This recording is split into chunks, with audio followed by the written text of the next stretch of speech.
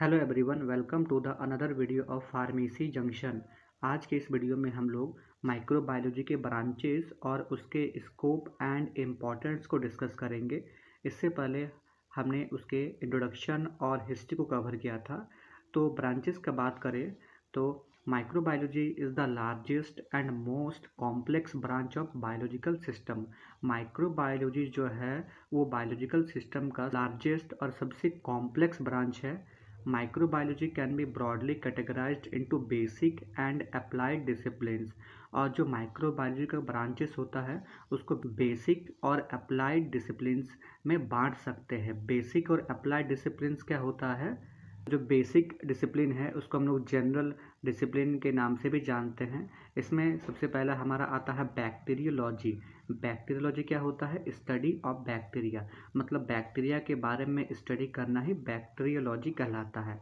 Next है mycology. Mycology क्या है? तो स्टडी ऑफ फंगी, फंगी के बारे में स्टडी करना ही माइकोलॉजी कहलाता है। नेक्स्ट है प्रोटोजूलॉजी। प्रोटोजूलॉजी क्या है? तो स्टडी ऑफ प्रोटोजोआज। तो प्रोटोजोआज के बारे में स्टडी करना ही प्रोटोजूलॉजी कहलाता है। नेक्स्ट है पैरासाइटोलॉजी। पैरासाइटोलॉजी क्या होता है? Study of parasites. तो पैरासाइट्स के बारे में स्टडी करना ही पैरासाइटोलॉजी कहलाता है। नेक्स्ट है माइक्रोबियल इकोलॉजी। माइक्रोबियल इकोलॉजी क्या होता है? तो study of relation between microbes and environment. Microbes और एनवायरनमेंट के बीच क्या रिलेशन है उसके बारे में अगर हम लोग स्टडी करते हैं तो उसी को कहते हैं माइक्रोबियल इकोलॉजी। नेक्स्ट है माइक्रोबियल मॉर्फोलॉजी। तो study of detailed structure of micro organism. जो माइक्रो ऑर्गेनिज्म होता है उसके स्ट्रक्चर के बारे में अगर कोई स्टडी करता है तो वो हो जाएगा माइक्रोबियल मॉर्फोलॉजी। नेक्स्ट है microbial physiology. Study of metabolism of microbes. Microbes के मेटाबॉलिज्म के बारे में स्टडी करना ही माइक्रोबियल फिजियोलॉजी कहलाता है। तो ये हो गया माइक्रोबायोलॉजी का बेसिक डिसिप्लिन्स। नेक्स्ट है हमारा अप्लाइड डिसिप्लिन्स।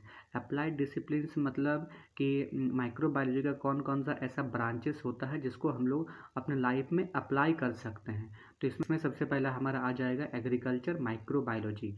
एग्रीकल्चर माइक्रोबायोलॉजी क्या होता है? Study of microbes that affect plant health and soil fertility. तो एग्रीकल्चर माइक्रोबायोलॉजी में हम लोग वैसे माइक्रोब्स के बारे में स्टडी करते हैं जो कि प्लांट के हेल्थ को अफेक्ट करते हैं और सॉइल फर्टिलिटी को अफेक्ट करते हैं। मतलब जो प्लांट के हेल्थ को इंक्रीज़ करेगा और जो सॉइल है उसको और भी ज़्यादा उपजाऊ बनाएगा। नेक्स्ट एग्रीकल्चर माइक्रोबायोलॉजी के बाद आ जाएगा इंडस्ट्रियल माइक्रोबायोलॉजी। इंडस्ट्रियल माइक्रोबायोलॉजी क्या होता है? तो study of industrial uses of microbes in production of alcoholic beverages, vitamins, amino acids, antibiotics and other drugs.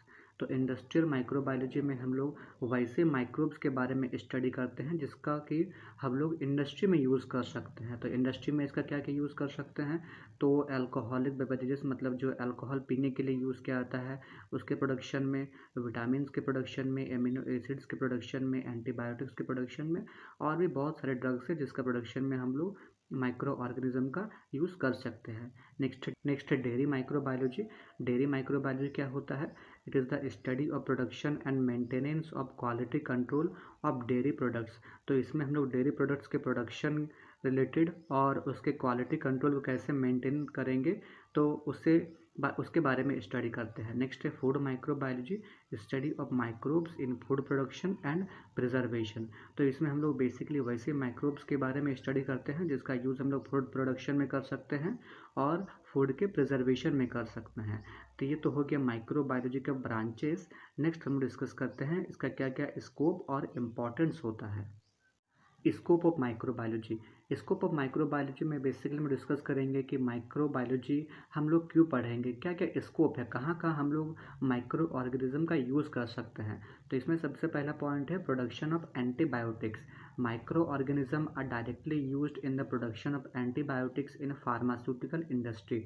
तो माइक्रोबायोलॉजी का हम लोग एंटीबायोटिक्स के प्रोडक्शन में यूज़ कर सकते हैं फार्मास्यूटिकल इंडस्ट्री में। बहुत सारे एंटीबायोटिक्स होते हैं जैसे कि हम स्ट्रेप्टोमाइसिन हो गया, एरिथ्रोमाइसिन हो गया और इसके अलावा टेट्रासाइक्लिन हो गया।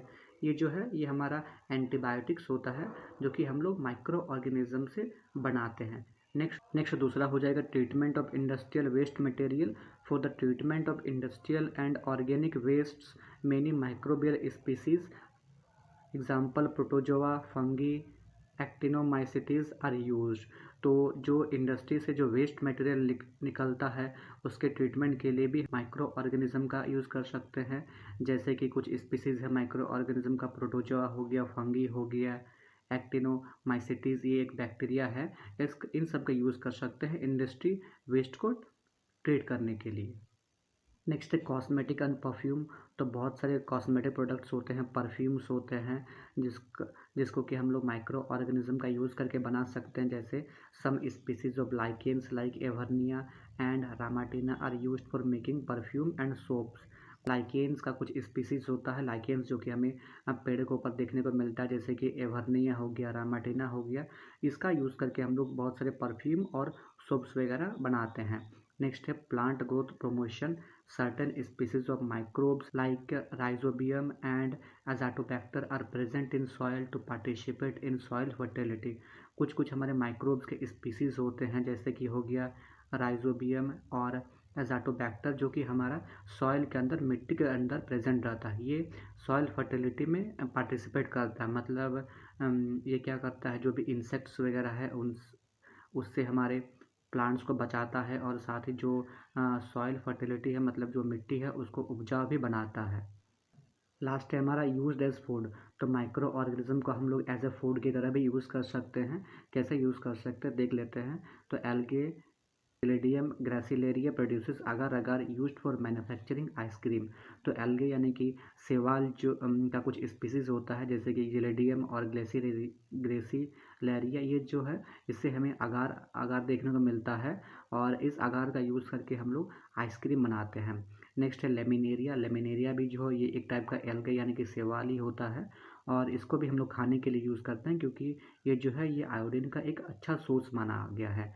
तो ये तो हो गया माइक्रो बायोलॉजी का ब्रांचेस और उसका स्कोप। अगर वीडियो पसंद आया है तो वीडियो को लाइक करें और ऐसे ही और वीडियोज़ के लिए चैनल को सब्सक्राइब करें।